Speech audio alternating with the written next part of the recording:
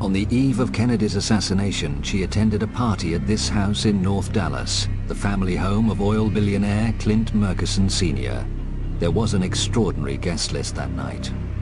We had H.L. Hunt, Murchison, Lyndon Johnson made an appearance.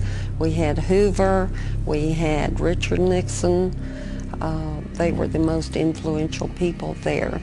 But I was under the impression that since Edgar Hoover was there, that it was to honor Hoover rather than anything else. When Lyndon came in, no one was expecting him.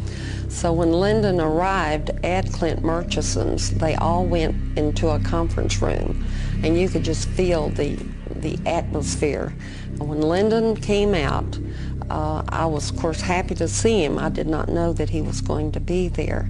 And he whispered in my ear at that time, "Those blank-de-blank Kennedys will never embarrass me again. That's no threat, that's a promise." So he departed. The party rapidly broke up after Lyndon departed.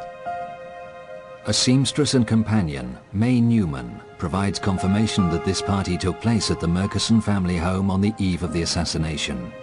She lived and worked in another Murchison house in Dallas for Virginia, Clint Sr.'s second wife. She speaks here for the first time. I started working for Virginia Murchison in 1962 until her death in 1997, approximately 36 years. I remember well the night before the assassination. I worked with a man called Jewel Pfeiffer, black man, which was Virginia Murchison's chauffeur. He got a call from her stepson, John, at the big house. They were having a big party for a very special guest that was coming from Washington to go to the party by the name of Bulldog, which I found out later was J. Edgar Hoover. And he said he was very excited about doing this, going on this trip out to the airport to take this special guest to a very special party, big party. And I asked him when he came back if he got a good tip, and he said no, and he was very, very upset. He had to go back that night to take J. Edgar Hoover to the airport to go back to Washington. And he still didn't get a tip.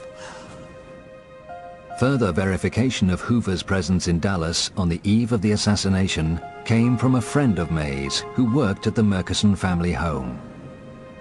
Beulah May Holman, she was the cook at John and Lupe's house, and she wanted me to go help her that night, which I didn't, but I knew she told me she was cooking quail, and I wanted the recipe, so she gave it to me.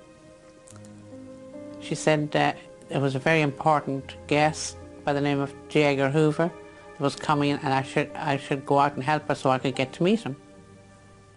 If it was a film star, I probably would have gone, but I didn't know who he was. No, not at that time.